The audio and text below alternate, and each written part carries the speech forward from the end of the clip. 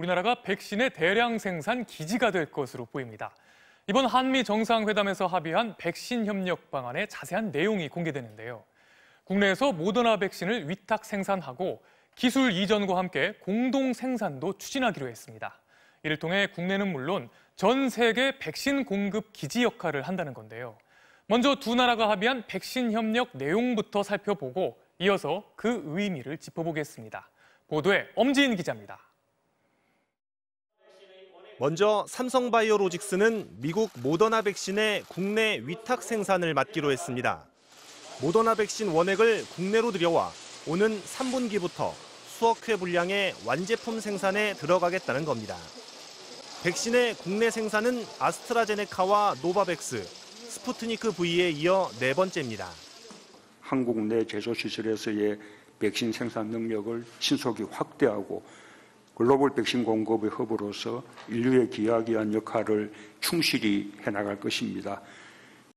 백신 유통에 대한 권한은 일단 공급사인 모더나에 있지만 정부는 국내 생산 백신이 국내에 공급되도록 추가 협의하겠다고 밝혔습니다.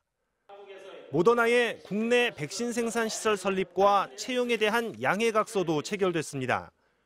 정부는 이 시설에 대한 투자 등을 지원하고 모더나의 기술을 토대로 한 백신 개발 연구도 시작하기로 했습니다.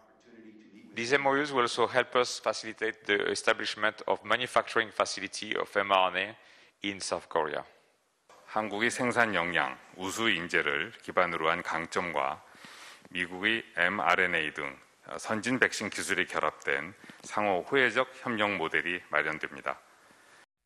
이외에도 SK바이오사이언스, 노바백스의 기술 이전과 백신 공동 생산도 적극 돕기로 했습니다.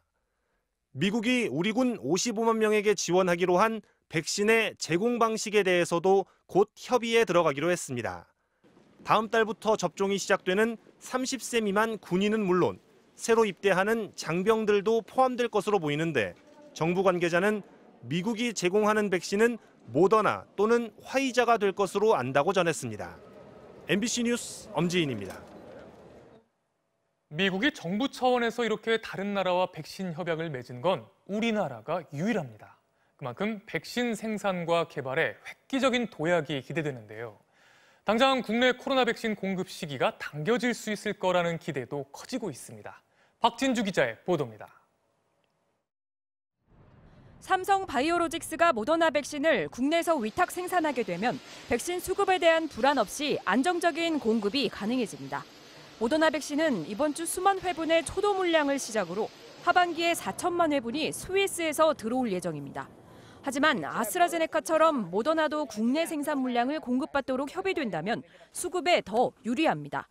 기존에 없었던 mRNA라는 새로운 제조 방식의 백신을 국내에서 처음 위탁 생산한다는 데도 의미가 있습니다.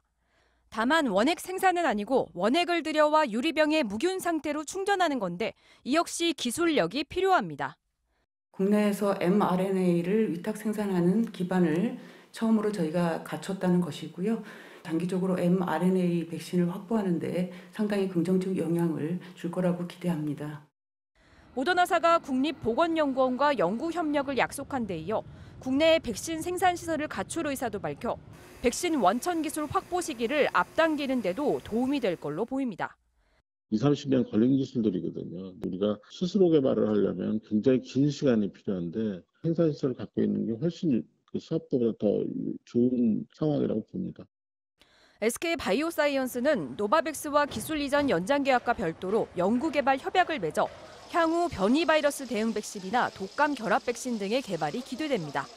다만 우리 군 55만 명에 대한 백신 지원 외에 백신 스와프 등을 통한 추가 물량 확보나 조기 도입 논의가 빠진 건 아쉬운 대목입니다. 정부는 이번 한미 간 백신 협의로 장기적인 대량 생산 기지를 구축하고 한국이 글로벌 백신 허브가 되는 계기가 마련됐다고 평가했습니다. MBC 뉴스 박진주입니다. 한미 정상회담을 마친 문재인 대통령은 3박 5일간의 미국 방문 일정을 마치고 귀국길에 올랐습니다. 그럼 워싱턴 연결해서 이번 회담의 성과와 과제를 짚어보겠습니다. 박성호 특파원, 문 대통령의 마지막 일정이 미국의 SK 배터리 공장 방문이었어요. 이유가 있죠? 네, 한국의 배터리 산업, 즉 K배터리에 힘을 싣는 일정이었습니다. 이번에 배터리 공급망 협력이 한미 간 합의 사항이었죠. 조지아주 애틀랜타의 SK 이노베이션 공장에서 한 문 대통령의 언급 들어보시죠. 미국과 한국이 함께 발전할 수 있는 좋은 기회입니다. SK 이노베이션은 조지아 배터리 공장에 26억 불을 투자했습니다. 네, 조지아주는 일자리를 얻고 한국 기업들은 배터리 장비와 소재 수출로 경쟁력이 커진다고 문 대통령은 강조했는데요. SK는 이곳 공장에 3조 원을 투입해서 전기차 43만 대 분량의 배터리 생산 시설을 짓고 있습니다. 바이든 행정부는 그린 뉴딜을 표방하면서 전기차 공급에 힘을 쏟는데 배터리가 필수죠. 그런데 이 세계 전기차 배터리 시장에서 현재 한국의 세계 회사 점유율이 33%가 넘어서 중국 다음으로 최고고요. 미국은 한참 뒤처져 있습니다. 또 마침 애틀랜타가 한인 여성들이 총격 사건으로 희생된 곳이기도 해서 문 대통령은 이 사건을 언급하며 애도했습니다. 공장에서 나올 때는 환영 나온 교민들과 일일이 악수를 나누기도 했습니다.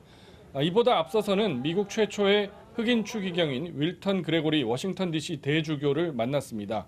문 대통령과 바이든 대통령 모두 한국과 미국에서 두 번째 가톨릭 신자 대통령이라는 공통점이 강조되는 일정이었습니다. 네, 이번 회담 결과에 문 대통령은 어떤 반응이었는지도 궁금한데요. 회담의 성과와 과제 어떻게 정리할 수 있을까요? 네, 일단 문재인 대통령은 회담 결과에 상당한 만족감을 표시했습니다. 소셜미디어에 올린 글을 보면요. 회담 결과가 더할 나위 없이 좋았다. 기대 이상이었다고 했습니다. 미국이 다른 어려운 나라들도 많은데 백신을 한국군에 직접 지원하기로 한 점, 또 북한과의 협상 창구인 대북 특별대표를 예상과 달리 전격 임명한 데 대해서 깜짝 선물이라고 했습니다. 야당에서도 일부 아쉬움은 있지만 백신과 안보 분야에서는 성과를 거뒀다는 평가를 내놓고 있는데요. 이 협상에 관여한 외교 당국자는 어느 정상회담보다 실질적 내용이 풍성했다면서 미사일 주권을 갖게 된 점에도 큰 의미를 뒀습니다. 이번에 미국이 북한과 대화할 의지를 거듭 확인했으니 이제 북한으로 공이 넘어갔다고 볼 수 있습니다. 또 전체적으로는 한국이 미국과 여러 면에서 밀착하게 된 만큼 이걸 예의주시하는 중국과의 관계를 외교적으로 관리해 나가는 것도 과제라고 하겠습니다. 지금까지 워싱턴에서 전해드렸습니다.